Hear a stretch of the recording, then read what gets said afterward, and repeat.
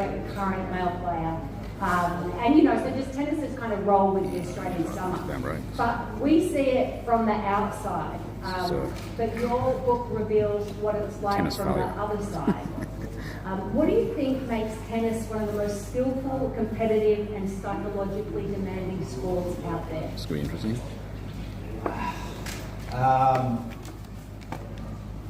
Basically, from a very young age with tennis, what is required is for the person to start very early, because there's such a small window to jump through.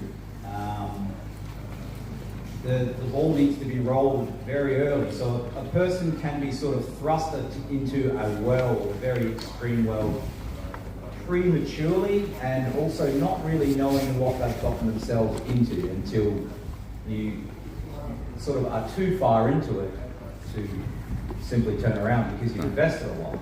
Is this guy going to sit down?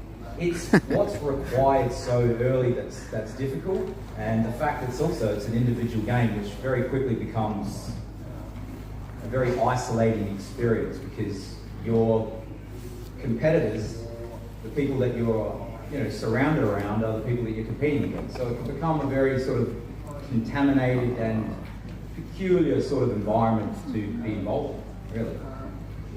In your book, there's a triumphant picture of you as a co-coach with your friend Todd Glenman.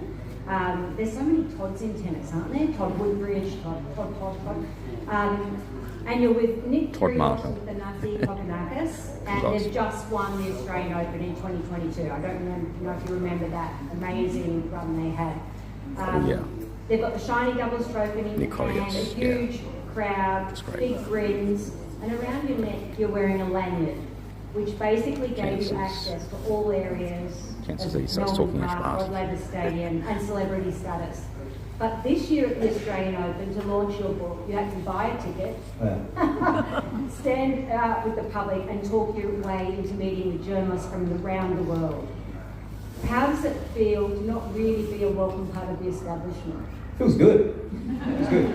The way it really should have always been. I always kind of felt like an outsider in that world, because there's a lot that was, again, Will there be a Q&A? I was sort of immersed in that, not even on a conscious level, but I didn't agree with. But I didn't have much in a say, like I said earlier. This thing just gets going and it grows a life of its own. And very quickly, it just becomes what you do. And so for me, I always sort of felt like an outsider in that world. So how it felt to be not welcome was perfect. So tell us a little about your childhood in Adelaide, how you actually came to play tennis. That's a good question. I came from a very unpredictable household. My father was a very charismatic guy, but he had a very sort of troubled past and sort of shunned away. And it paid homage in this house to be busy. And I just had this sort of endless amount of energy that I could spend just exuding it, hitting the ball against